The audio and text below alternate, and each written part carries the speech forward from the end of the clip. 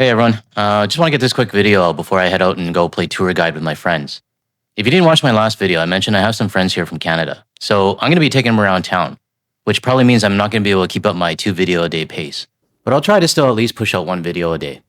But what I want to talk about in this video is a post that was forwarded to me by Maureen, one of our viewers on Blue Sky. And it's a post by Amy McGrath, who I guess was a former pilot, and she's now a political candidate for Kentucky. She made a post on Twitter that made a lot of Canadians pretty upset. And it got a lot of replies from Canadians just like this. And let me be clear, she's a political candidate for the Democrats. I would totally expect her comments from any Republicans. But she's a Democrat, which kind of surprises me a little bit. So I couldn't really not do anything. And my reply on Twitter is probably not going to make an impact. So you know what? I decided, hold my beer. I'm going to make a video on this.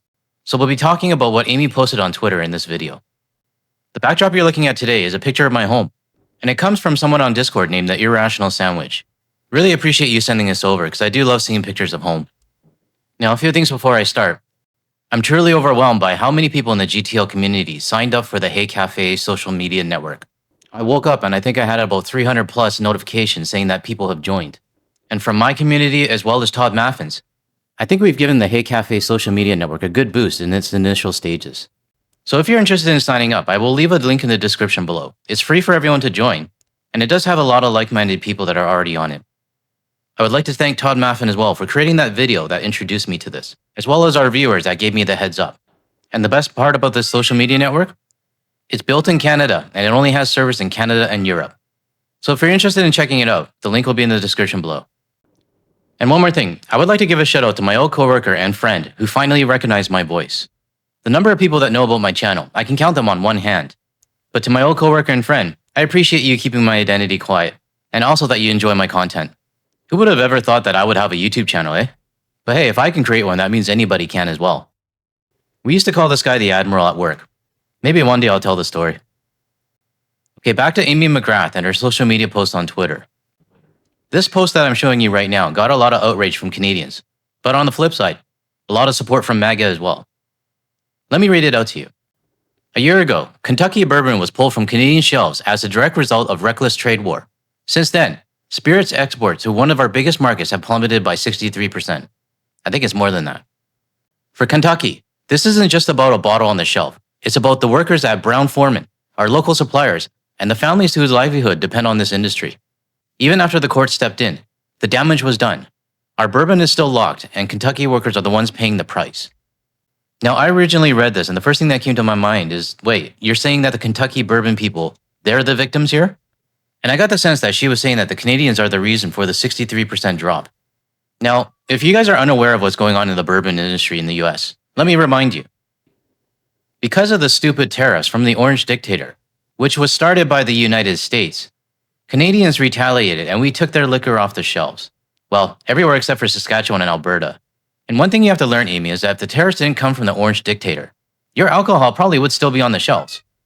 What resulted in it was a bunch of gaslighting from this guy, saying that Canada needs your liquor and that it's a distinct industry. And he even says the industry should be exempt from the Orange guy's tariff. He doesn't care about any other industry, just his own.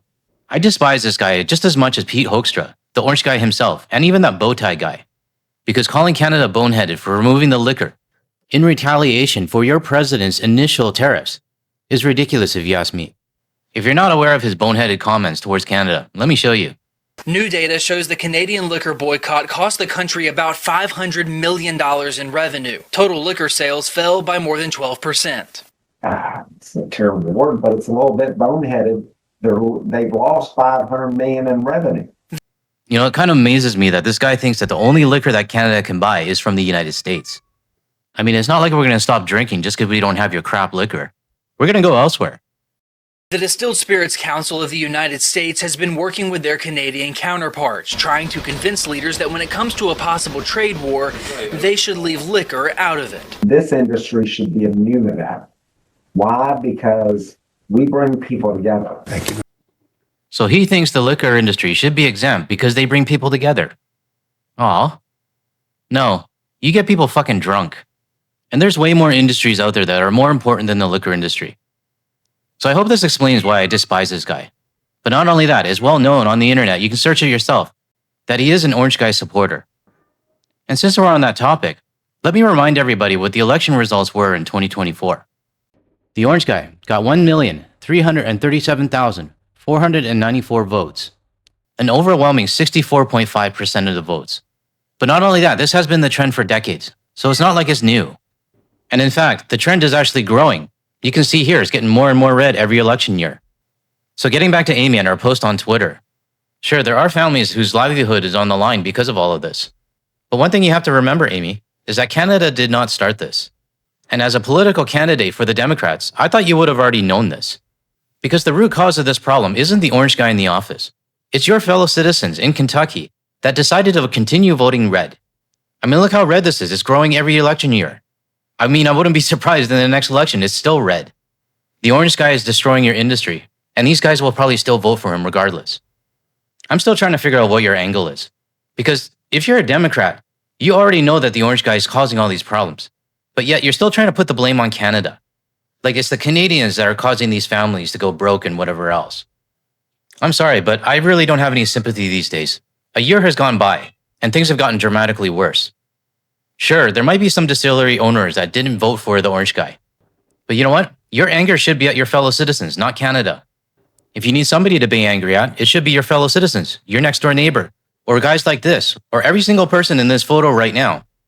And Amy saying this on Twitter is just fueling the narrative that Canadians are the problem. So Amy, don't use Canada as a talking point, especially if you're trying to use us for votes during your political campaign. Now, when I saw this post, I was thinking maybe I'm overreacting, or maybe I'm just taking it, maybe I'm too jaded or something. But after reading the comments in her post, I felt a little bit better because there's tons of Canadians as well as international citizens calling her out on this bullshit. And I'm going to read out some of it to you.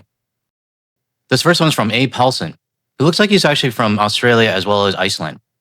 You sound like you feel like this is Canada's fault? Let me put it to you. Canada was not the first one starting this reckless trade war. Kentucky voted 65% for the orange guy. Votes have consequences. This next one is from Kelsey. Y'all voted for this, Amy.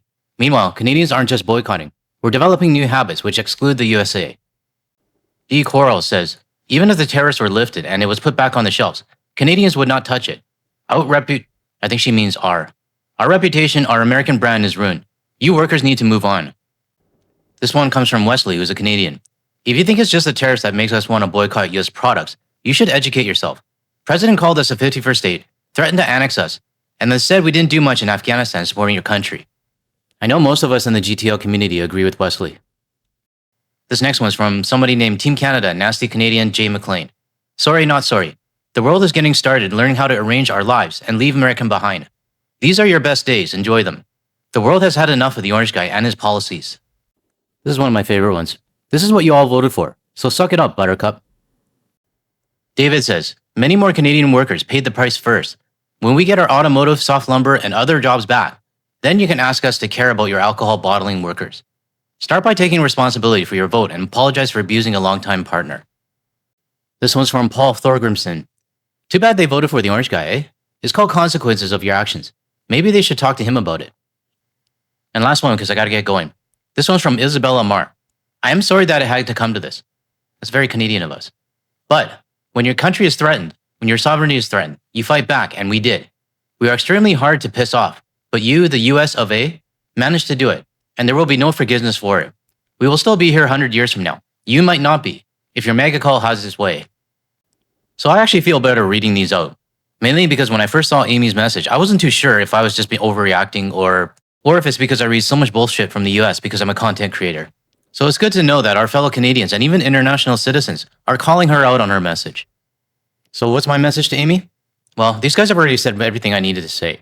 But I am going to say I am very disappointed that even someone that represents the Democratic Party is still trying to blame Canada. Now, this is just my opinion, and this is just me ranting. But it's becoming less and less of a left and right thing for me when it comes to the United States. Because neither side is going to take responsibility for what's going on right now. I mean, Amy's a perfect example. Not a single point of responsibility went on her fellow citizens. It was blamed on Canada. So I'm in agreement with all the comments that I just showed you. And I'm just going to add, fuck your bourbon industry. Alright, I feel better now. And that's all I got for today's video. Just a heads up, there will be no second video today because I'm going to be heading out after this. I'll be playing tour guide for the weekend. But I'll try to see if I can get at least one video up per day. If you found any value or agree with anything I said, or you want to hear more from a Canadian and international perspective without the US media bullshit, make sure you hit the like and subscribe button below. That way you're notified of my future videos. Thanks everyone. I'll see you soon.